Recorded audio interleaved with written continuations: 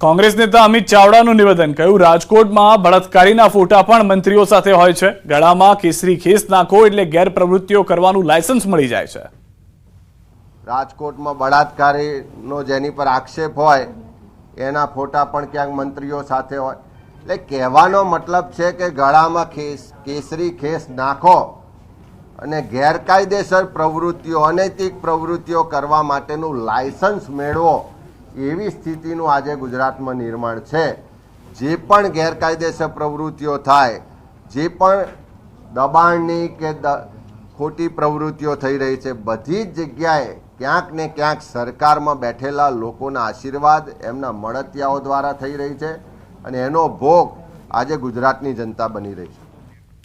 અને સમાચાર પર નજર કરીએ। વાપીમાં રખડતા ઢોરનો ત્રાસ યથાવત છે। શાંતિથી ચાલતા એક યુવકને ઢોરે શિંગડે ચડાવ્યો। રસ્તા પરથી પસાર થતા એક યુવક પર અચાનક ઢોરે હુમલો કર્યો। વાપીના ચીરીમાં ઘટના બની છે। સમગ્ર ઘટના સીસીટીવી કેમેરામાં કેદ થઈ છે। વાપીમાં અગાઉ પણ અનેક વખત રસ્તા પરથી પસાર થતા વાહન ચાલકો અને રાહદારીઓ પર રસ્તે રખડતા ઢોર દ્વારા હુમલા કરવામાં આવ્યા છે। દિવસ રાત ઢોર રસ્તા પર અડીંગો જમાવે છે, પણ તંત્રને જરા પણ ધ્યાનમાં આવતા નથી। રખડતા ઢોરની સમસ્યાથી લોકો પણ પરેશાન છે। ગ્રામ પંચાયત કે નગરપાલિકા આંખ આડા કાન કરીને બેઠું છે તે અહીંયાથી સ્પષ્ટ જોવા પણ મળી રહ્યું છે। વધુ માહિતી ન્યૂઝ 18 સંવાદદાતા ભરત પાસે મેળવીશું। ભરત, જે રીતની પરિસ્થિતિ છે, વારંવાર રજૂઆત છતાં પાલિકા સિરિયસલી નથી લેવા માંગતી આ સમગ્ર ઘટનાને। જી બિલકુલ, તમામ શહેરી વિસ્તારોની આ જ હાલત છે। વાપી નગરપાલિકા અને બાજુની અન્ય જે ગ્રામ્ય વિસ્તાર છે ત્યાં પણ આ સમસ્યા સર્જાયેલી છે।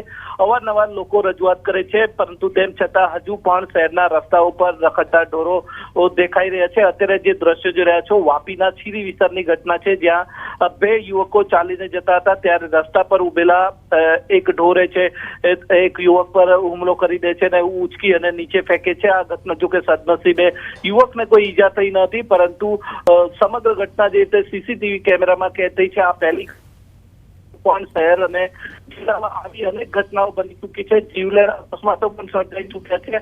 આથી શહેરના લોકોને આ રખડતી રંજાડના ત્રાસથી મુક્ત કરાવવા માટે હજુ સુધી કોઈ ઠોસ કદમ નહીં ભરેલા હોવાથી અવારનવાર આવા દ્રશ્યો જોવા મળી રહ્યા છે।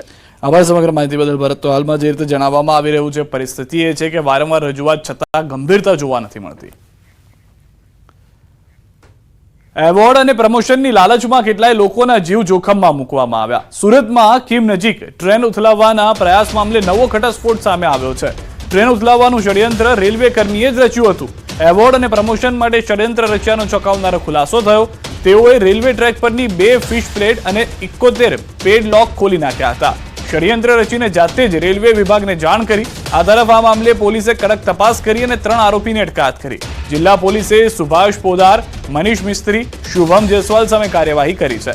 ખુદને પ્રમોશન મળે, એવોર્ડ મળે, લોકોના જીવ બચાવ્યા તેવું કહેવામાં આવે, તેના કારણે આરોપીઓએ આ કૃત્ય કર્યું હોવાનું જાણકારી છે। રેલવે સ્ટેશન પાસે પાટા પરથી જે ટ્રેન ચડા કરીને જે ક્લિપો કરવામાં આવી અંતર્ગત છેલ્લા 4 દિવસથી જે સુરત જિલ્લા પોલીસ સ્ટાફ અને એટીએસ એનઆઈએની ટીમોએ હાલ 4 દિવસ તપાસ કરી હતી, જે અંતર્ગત ખાસ કરીને સુરત જિલ્લા પોલીસને એક મોટી સફળતા પણ મળવા પામી છે। જે અંતર્ગત 3 જેટલા આરોપીને ઝડપી પાડવામાં આવ્યા છે અને ખાસ કરીને આજે આ એવોર્ડ અને પ્રમોશન મળે એ માટે રેલવેના આ કર્મચારી દ્વારા આ પ્રમાણે એક કારસો રચવામાં આવ્યો હતો। 2 ફિશલ પ્લેટ અને 71 પેડ લોક ખોલી લેવામાં આવ્યા હતા અને આ બાદમાં જાણે રેલવે વિભાગને પણ આ લોકોએ જાણ કરી હતી અને જિલ્લા પોલીસે હાલ સુભાષ પોલાર, મનીષ મિસ્ત્રી અને શુભમ જયસ્વાલની ધરપકડ કરી છે। તેમાં ખાસ કરીને સુભાષ પોલાર એ માસ્ટર માઇન્ડ છે અને મનીષ મિસ્ત્રી અને જે સરકારી રેલવે ખાતાનો કર્મચારી છે, જ્યારે શુભમ જયસ્વાલ જે છે એની ધરપકડ કરવામાં આવી છે। એવો હાલ રેલવે ખાતાની અંદર કોન્ટ્રાક્ટ બેઝ ઉપર નોકરી કરી રહ્યા હતા અને ખાસ કરીને આ જે રેલવેની અંદર નોકરી કરતા હોય અને પ્રમોશન મળી રહે અને એ અંતર્ગત ખાસ કરીને જે આ પ્રમાણનો કાસો કરીને હીરો બનવાનો પણ એક પ્રયાસ જે આરોપીઓ કરી રહ્યા હતા અને ખાસ કરીને જે પોલીસોને પણ સાથે રહીને આ લોકોએ જે 4 દિવસની તપાસ કરી હતી, પરંતુ આ જે પોલીસોને જે શંકા જતા જ આ જે વ્યક્તિઓ છે એની સઘન પૂછપરછ કરતા સમગ્ર મામલો સામે આવવા પામ્યો હતો અને ખાસ કરીને આ ત્રણે મળીને આ 21 મિનિટની અંદર 71 જેટલી ક્લિપ કાઢી અને 2 ફીચર પ્લેટ પણ કાઢી નાખવામાં આવી હતી અને રેલવે ઉઠાવવાનો પ્રયાસ કરવામાં આવ્યો હતો। કેમેરામેન સ્મિત રાઠોડ સાથે કેતન પટેલ, ન્યૂઝ 18 ગુજરાતી, સુરત। ગાંધીનગરથી સમાચાર। ચિત્ર શિક્ષકોની કાયમી ભરતી કરવા માંગ, ઉમેદવારો રજૂઆત કરવા સચિવાલય પહોંચ્યા। છેલ્લા કેટલાય વર્ષોથી ચિત્રના શિક્ષકોની ભરતી ન કરાય હોવાનો દાવો। અશકાલીન ચિત્ર શિક્ષક પ્રથા બંધ કરવા કરી છે માંગણી। બાલવાટિકા ધોરણ 1 થી 8 માં કાયમી ચિત્ર શિક્ષકની ભરતી સહિતના મુદ્દાઓ પર રજૂઆત 2013 થી રજૂઆત કરી રહ્યા છીએ તેવું ચિત્ર શિક્ષકોએ કહ્યું। 15 વર્ષથી છેલ્લા સરકાર ભરતી કરતી નથી અને લગભગ હજારો વિદ્યાર્થીઓ એટીડી પાસ કરીને, ફાઇન આર્ટ્સ પાસ કરીને, પરીક્ષા આપીને સરકાર જે નિયમો બનાવે છે એમાં ખરા ઉતરીને પરીક્ષા પાસ કરીને બેઠા છે, છતાં પણ ભરતી થતી નથી। સરકાર અત્યારે અંશકાલીન શિક્ષક તરીકે અમારું જે ભરતી કરે છે તો અંશકાલીન પ્રથા અમારી નાબૂદ થાય અને માધ્યમિકની અંદર ઘણી બધી જગ્યાઓ એવી છે જ્યાં અમારું મહેકમ ઊભું થાય છે। દાહોદના જાલોદમાં MGVCLની ટીમ પર હુમલો થયો છે। દાહોદ જિલ્લાના જાલોદ તાલુકાના પ્રથમપુર ગામમાં વીજ ચેકિંગ માટે ગયેલી MGVCLની ટીમ પર સ્થાનિકો દ્વારા બેટ વડે હુમલો કરાતા જુનિયર એન્જિનિયર અને હેલ્પર ઇજાગ્રસ્ત થયા। જાલોદ તાલુકાના પ્રથમપુર ગામમાં મધ્ય ગુજરાત વીજ કંપની લિમિટેડની ટીમ સ્પેશિયલ ડ્રાઈવ માટે પહોંચી હતી। પ્રથમપુર ગામમાં ગેરકાયદે જોડાણ મામલે તપાસ કરી રહી હતી ત્યારે જ કેટલાક લોકો ફરજમાં અડચણ પેદા કરવાનો પ્રયાસ કરી બોલાચાલી કરી હતી। વાત એટલી ઉગ્ર બની ગઈ કે મારામારી સુધી પહોંચી ગઈ। વીજ કંપનીના જુનિયર એન્જિનિયર અને હેલ્પર પર બેટ વડે હુમલો કરતા બંનેને ફ્રેક્ચર થયા હતા। ત્યાં અમે મીટર એક ઘરનું જોતા ત્યાં આગળ મીટર હતું નહીં તો અમે ત્યાં આગળ ચેકિંગ કરવા માટે ઉતર્યા અને વાયર કે આ બધું શું છે એ અમે ભાઈને પૂછ્યું તો એણે હુમલો કરવાનો સ્ટાર્ટ કર્યો અને અમારા સાહેબને પણ ઈજા પહોંચાડી અને નાસભાગની અંદર મારો પડી જતો મારો હાથ બી ફ્રેક્ચર થઈ ગયો છે કે જે બી આ હુમલો કરે જે બી વ્યક્તિએ એમને સજા કરવામાં આવે જેનાથી ભવિષ્યમાં કોઈ પણ હું આજે મારા પર હુમલો કરવામાં આવે છે, આવતીકાલે સવારે કોઈ બીજા મારા જેવા અધિકારી પર હુમલો કરવામાં ના આવે, કારણ કે અમે તો લોકોની સેવા કરવા માટે જ છીએ। સુરતની સમાચાર। નવસારી બજારમાં બાઇકમાં લાગી આગ। ચાલુ બાઇકમાં અચાનક લાગી ગઈ હતી આગ। ફાયરની ટીમે આગ પર મેળવ્યો છે કાબુ। સુરતથી સમાચાર મળી રહ્યા છે। નવસારી બજારમાં આગની આ ઘટના જોવા મળી છે। આગ કયા કારણોસર લાગી તે હાલમાં જાણવા નથી મળ્યું। કોઈ જાનમાલને નુકસાનની પણ જાણકારી નથી। હાલમાં આગને બુઝાવી દેવામાં આવી હોવાની જાણકારી છે। તો દ્રશ્યો આપ જોઈ રહ્યા છો, ભર બજારમાં વચ્ચોવચ્ચ આ પાર્ક કરેલું બાઇક હતું કે જેમાં આગ લાગી ગઈ હતી। ફાયરની વિભાગને તુરંત કોલ કરવામાં આવ્યો અને ચાલુ બાઇકમાં આગ લાગવાથી ભયનો માહોલ પણ ફેલાઈ ગયો હતો। ફાયરની વિભાગે હાલમાં આગ પર કાબુ મેળવી લીધો છે। દેવભૂમિ દ્વારકાના ખંભાળિયામાં નવી મામલતદાર કચેરી નજીક ઝૂંપડામાં ભીષણ આગ લાગી। અચાનક આગ લાગતા લોકો દોડતા થયા। આગ લાગવાથી ઝૂંપડું બળીને ખાખ થયું। ખંભાળિયા ફાયર વિભાગે આગને કાબૂમાં લઈ મોટી દુર્ઘટના ટાળી હતી। આગ કેમ લાગી હતી અને આગ કેમ કરતા લાગી તે જાણી શકાયું ન હોવાથી સદનસીબે એ પણ જાણકારી મળી રહી છે કે કોઈનો જીવ પણ નથી ગયો, પરંતુ આગ કયા કારણોસર લાગી તે જાણી શકાયું નથી। ગીર સોમનાથની સમાચાર। ખેડૂતો સાથે ઠગાઈનો કેસ। સ્થાનિકોએ મામલતદાર પોલીસને આપ્યું આવેદનપત્ર। બેંક કર્મચારીઓ સામે કાર્યવાહીની માંગ। સહકારી મંડળીમાં ખેડૂતો સાથે છેતરપિંડી। પોલીસે મંડળી પ્રમુખ અને મંત્રીની કરી છે ધરપકડ।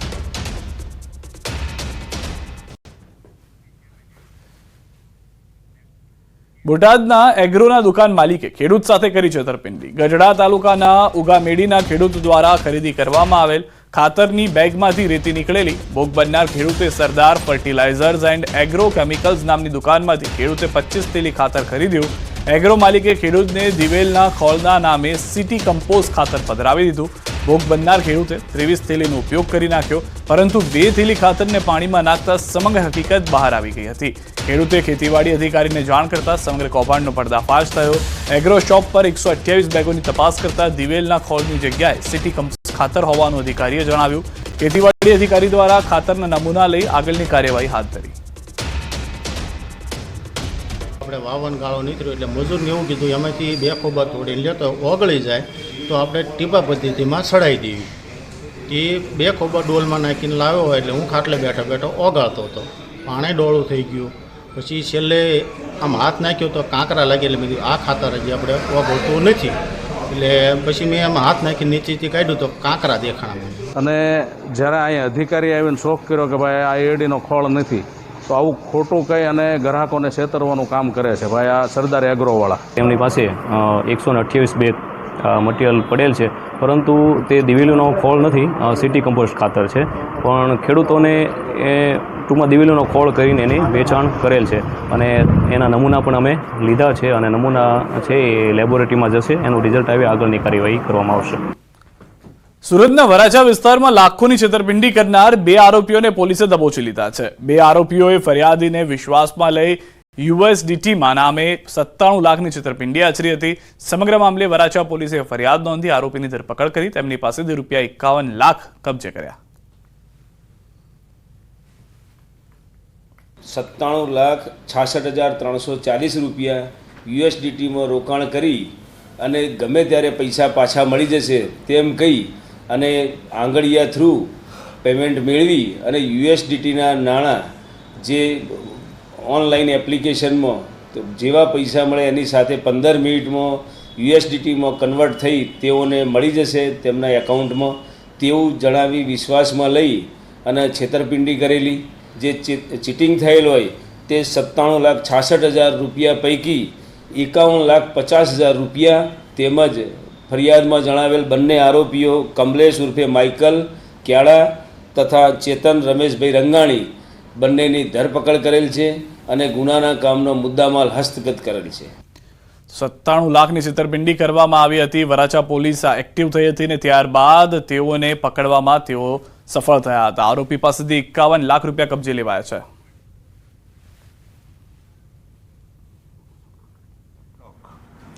અને જે ડાઉન ટ્રેક ઉપર ફિશ પ્લેટ કાઢી અને અપ ટ્રેક ઉપર મૂકી દેવાની ઘટના જે સામે આવેલ હતી, જે અનુસંધાને સૌપ્રથમ RPF, GRP તમામ ત્યાં પહોંચી અને લોકલ કિમ પોલીસ સ્ટેશનને જાણ થતાં અહીંથી SP અને રેન્જ IG સાહેબે પણ ત્યાં વિઝિટ કરી અને આજે મોટા પાયે જાનહાનિ થાય અને ટ્રેનને જે ઉથલાવી નાખવાનું જે કોશિશ હતી એ અનુસંધાને BNSની કલમ 3(5), 61(2A), 62(125) તથા રેલવે અધિનિયમ 1989ની કલમ 150A અને 150(2B) તથા ડેમેજ ટુ પબ્લિક પ્રોપર્ટી એક્ટની કલમ 3 હેઠળ તાત્કાલિક ધોરણે ગુનો દાખલ કરવામાં આવેલો.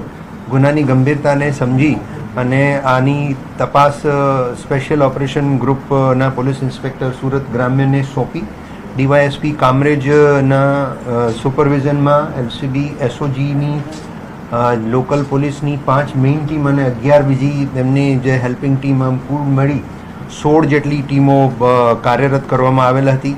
આ ગુના કઈ રીતે બન્યો, કોણે અંજામ આપ્યો, આ તમામ વિગતો સાથે સમગ્ર જિલ્લાની પોલીસની એ જ દિવસે સાંજે અને બીજા દિવસે વિવિધ ટીમો 150થી વધુ પોલીસ અધિકારીઓ કર્મચારીઓ દ્વારા આસપાસનું જે વિસ્તાર છે અંદાજે 5 કિલોમીટર જેટલો વિસ્તાર એનું સર્ચ પણ કરવામાં આવેલ. NIA ની ટીમ, ગુજરાત ATSની ટીમ અને અન્ય એજન્સીના એંગલથી એ પણ તપાસમાં જોડાયેલ. જે સમય અને સ્થિતિ ગુનાવાળી જગ્યાની ચેક કરતા જે આમાં ટ્રેક ઉપર કામ કરનાર કર્મચારીઓ છે એમાંથી સૌથી જૂના કર્મચારી સુભાષકુમાર પોદાર, 39 વર્ષની ઉંમર છે, ઓલપાડમાં કિમમાં રહે છે અને મૂળ ભાગલપુર બિહારના છે. એમની સાથે મનીષકુમાર સૂર્યદેવ મિસ્ત્રી જે પણ કિમમાં રહે છે અને પટના બિહારથી છે, તથા શુભમ જયસ્વાલ 26 વર્ષીય યુવક ઓલપાડ કિમમાં રહે છે અને મૂળ ચંદોલી ઉત્તર પ્રદેશના રહેવાસી છે. એ એમના આ ત્રણેય ટ્રેક પર કામ કરનાર કર્મચારીઓનું આ વિસ્તાર એમની એરિયા ઓફ ઓપરેશન ડ્યુટીમાં આવે છે, ટ્રેકને મેન્ટેનન્સ અંગેનું. સમય જોતા અને અનેકવિધ રીતે આ ત્રણ જણ પાસેથી પ્રાથમિક માહિતી મેળવી અને પૂછપરછ એમની કરવામાં આવેલ.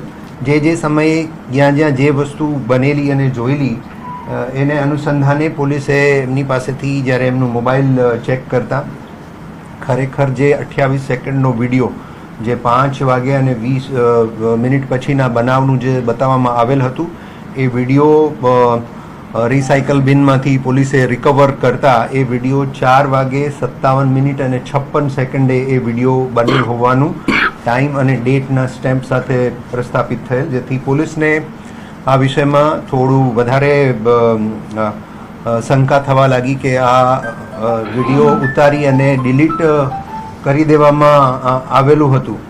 એ સાથે એની સાથે જે બીજા કર્મચારી છે મનીષ કુમાર સૂર્યદેવ મિસ્ત્રી, એનો મોબાઈલ અને એમાં પણ રિસાયકલ બિન પોલીસે ચેક કરતા ડિલીટ કરેલા 3 ફોટા મળેલા, જેમાં એક ફોટો સવારના 2 વાગે 56 મિનિટનો છે, બીજો ફોટો 2 વાગ્યા અને 57 મિનિટનો છે અને ત્રીજો ફોટો સવારના 3 વાગ્યા અને 14 મિનિટનો છે, જેમાં આ જે ARC પેડલોક છે એ 3, 4, 5ની સંખ્યામાં એ પેડલોક ટ્રેક ઉપર પડેલા દેખાય છે. હવે આ બાબતની પોલીસ વધારે ઊંડાણપૂર્વક તમામ ટીમો આ કામમાં લાગી ગયેલી અને આની પૂછપરછ કરતા સુભાષ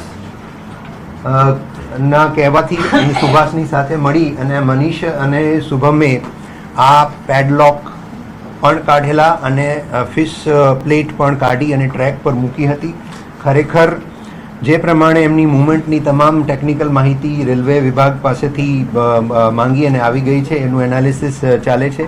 એ ટ્રેકને પેટ્રોલિંગ દરમિયાન, ટ્રેકના મેન્ટેનન્સ દરમિયાન આવું કૃત્ય સુભાષના કહેવાથી થયેલું છે, એ પ્રસ્થાપિત થયેલું છે અને 3 આરોપીઓએ આની કબૂલાત પણ કરી છે. તથા પોલીસ ઈરાદો આમાં જાણવો ખૂબ જ અગત્યનો હતો. પોલીસે ગહન પૂછપરછ કરતા પ્રસિદ્ધિ માટે, ઇનામ મળે એના માટે આ કૃત્ય કરેલું છે અને જે મોન્સૂનની પેટ્રોલિંગ છે એ હવે મોન્સૂન પૂરું થતાં બંધ થાય છે. તો જો પેટ્રોલિંગ બંધ થાય તો જે નાઇટનો જે બીજા દિવસનો ઓફ મળે છે એ ઓફ પણ બંધ થાય.